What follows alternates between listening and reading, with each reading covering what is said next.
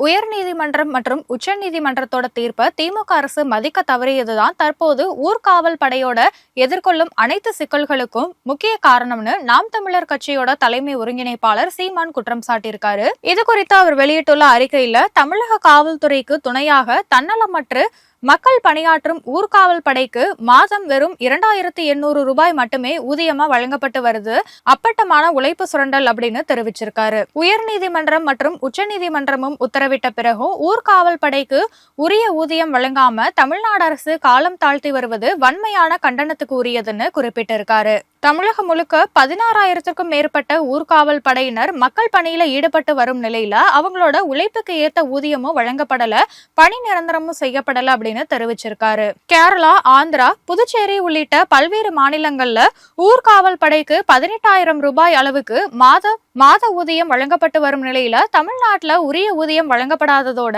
அவர்களுக்குன்னு எந்தவித ஊக்கத்தொகையோ ஓய்வூதியமோ இல்லாம பணிபுரிய வேண்டிய அவல சூழல் நிலவுதுன்னு சீமான் குற்றம் சாட்டியிருக்காரு. ஆகவே ஊர்காவல் படையோட பணிய வரன்முறைப்படுத்துவதோடு மட்டுமில்லாம அவங்கள நிரந்தர பணியாளர்களாக அறிவிக்க வேண்டும் அப்படின்னு காவலர்களுக்கு வழங்கப்படுறது போலவே அனைத்து சலுகைகளும் ஊர்காவல் படைக்கும் கிடைக்க உரிய நடவடிக்கை மேற்கொள்ளணும்னு தமிழக அரசு சீமான் கேட்டுக்கொண்டு இருக்காரு.